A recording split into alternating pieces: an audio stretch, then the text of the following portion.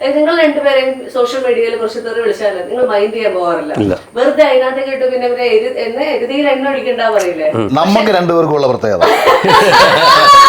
പക്ഷെ അങ്ങനെയല്ല, നടുക്കിലേക്ക് വന്നു കഴിഞ്ഞാലുണ്ടല്ലോ ആരെങ്കിലും പറഞ്ഞാ ഇല്ലടാ ഞാൻ ഇപ്പൊ ശരിയാക്കി തരാന്ന് പറഞ്ഞ് നിന്ന് തുള്ളുന്ന ഒരു അഖിൽമാരെ ഞാൻ കാണാറുണ്ട്. ഞാൻ വീണയിൽ നിന്നാണ് അത് പഠിച്ചെടുത്തത്. അതിന്റെ ഒരു ഉദാഹരണം എന്ന് പറയുന്നത് ഞാൻ ഇപ്പൊ കണ്ട ഒരു അശ്വന്ത് ഗോപിന്റെ ഒരു ഇന്റർവ്യൂ ആണ്. അതിൽ അഖിൽമാർക്കൊന്നും അറിയില്ലെന്ന് പറഞ്ഞാൽ എന്റെ പൊന്നേ അതൊക്കെ പഴയതാ. അതെ, പക്ഷെ ഇപ്പോഴും കാണാൻ സാധിച്ചു. ഉള്ളുകൊല്ലിന്ന് നോക്കിയപ്പോഴും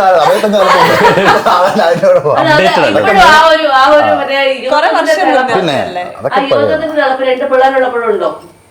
യുവത്വത്തിന്റെ തിളപ്പ് ഞാനിത് സംസാരിക്കുമ്പോഴും ഉണ്ട്, ഇപ്പോഴും ഉണ്ട്. അതിന് ഒരു 10-75 വയസ്സായാലും ജീവനോടുണ്ടെന്നുണ്ടെങ്കിൽ അപ്പോഴും ഉണ്ടാവും. അത് ബേസിക്കലി എന്താന്ന് പറഞ്ഞാൽ നമ്മുടെ ഉള്ളിൽ കിടക്കുന്ന ഒരു നീതിബോധത്തിന്റെ പുറത്താണ് സംസാരിക്കുന്നത്. അടിയല്ലല്ലോ, കയ്യാങ്കളിയല്ലല്ലോ. നമ്മൾ കമ്മ്യൂണിക്കേറ്റ് ചെയ്യല്ലേ, ഒരാളുടെ ഒരു വിഷയത്തിനെതിരെയുള്ള എതിരഭിപ്രായങ്ങളും കമ്മ്യൂണിക്കേറ്റ് ചെയ്യല്ലേ. അപ്പോൾ ഒരു അഭിപ്രായം പറയുമ്പോൾ അത് ഇഷ്ടപ്പെടുന്നവരും ഇഷ്ടപ്പെടാത്തവരും ഉണ്ട്.